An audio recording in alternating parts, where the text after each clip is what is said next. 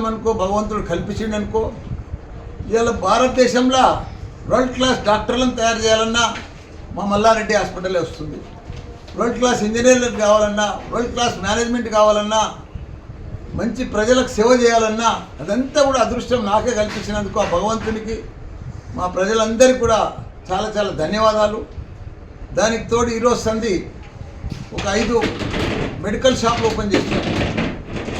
One health అని ప్రతి ఒక్కరికి తక్కువ రేటుకు రాష్ట్ర వ్యాప్తంగా కూడా అన్ని వన్ హెల్త్ మీద మెడికల్ షాప్స్ ఓపెన్ చేసి ప్రతి ఒక్కరికి అందుబాటులో కాస్ట్ టు కాస్ట్ మందులు ఉండేటట్టు వాళ్ళందరికీ కూడా అందుబాటులో తీసుకొస్తున్నాం వన్ హెల్త్. దానికి తోడు ఒక ఫస్ట్ ఫేస్లో ఒక 50 అంబులెన్సులు కూడా 108 మాదిరిగా 50 అంబులెన్సులు వన్ హెల్త్ మీదనే అవి కూడా రిలీజ్ చేయబోతున్నాం తొందరగానే వన్ హెల్త్ మీదనే. ఎందుకంటే అందరికీ ఎక్కడ ఏ ప్రాబ్లం వచ్చినా ఆదుకునేటట్టు, సమయానికి వాళ్ళను హాస్పిటల్లో చేర్చేటట్టు ఇవన్నీ కూడా కావాలని. ఎందుకంటే భగవంతుడు మా పిల్లలను అందరినీ మంచిగా చూస్తున్నాడు, మంచిగా ఇచ్చాడు అందరికీ. మనం కూడా ప్రజలకు రిటర్న్ సేవ చేయాలి కదా. ఇప్పుడు నాది ఒకటి నా అన్నీ కూడా భగవంతుడు అనుకున్న దానికంటే అన్ని ఇచ్చిండు. నేను ప్రజలకు సేవ చేయాలి, అక్కడ మంచి ఇంజనీర్లను డాక్టర్లను తయారు చేయాలి. రెండే ఎంచుకున్నా పర్ఫెక్ట్గా పోతుంది. ఇంకా ముందు కూడా భారతదేశం అంతా కూడా డీమ్డ్ యూనివర్సిటీలు పెట్టాలనుకుంటున్నా. ఇప్పుడు నోయిడాలో ఒకటి ఫైనల్ అయిపోయింది, డీమ్డ్ యూనివర్సిటీ నోయిడా దాంట్లోనే. దాని తర్వాత లక్నోలో కూడా అక్కడ మన యోగి సీఎం గారు ఏఐ సిటీ తయారు చేస్తున్నాడు. ఏఐ మీద సిటీనే తయారు చేస్తున్నాడు.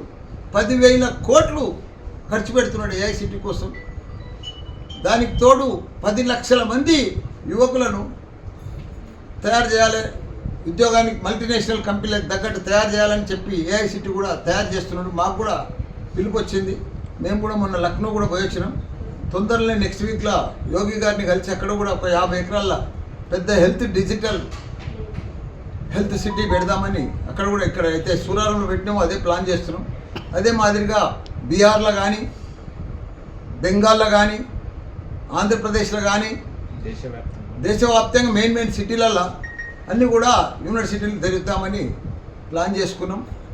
ఇదంతా కూడా రేపు 17 తారీఖు కూడా వైజాగ్ పోతున్నాం, కర్నూలులో కూడా ప్లాన్ చేస్తున్నాం. ఎందుకంటే అందరికీ వైద్యం అందియాలి, మంచి విద్యను అందియాలని తపనతోటి ఇవన్నీ కూడా ఓపెన్ చేస్తున్నాం. అందరికి కూడా నమస్కారం. రాఖీల పౌర్ణోత్సవం అందరికి కూడా శుభాకాంక్షలు. రాజకీయంగా కూడా ఇప్పుడు రాజకీయంగా బీజేపీ వైపా, తెలుగుదేశం వైపా, లేక టీఆర్ఎస్ వైపా కాదు. నేను ఇప్పుడు టీఆర్ఎస్లో ఉన్నా. నేను ఇప్పుడు ఏ వైపు చూసేటట్టు కూడా లేను. ఇప్పుడు నాకు కూడా 73 సంవత్సరాలు అయింది. ఇంకా ఏ వైపు చూడవలసిన అవసరం ఏముంది? ఇప్పుడు నేను ఎంపీ అయినా, మినిస్టర్ అయినా, మళ్ళీ ఇప్పుడు ఎమ్మెల్యే అయినా, ఇంకా 3 ఏళ్ళు ఉంటా. నేను రాజకీయమే వద్దనుకుంటున్నా. ప్రజలకు సేవ చేసి మంచి కాలేజీలు, యూనివర్సిటీలు నడిపిస్తామని అనుకుంటున్నాను.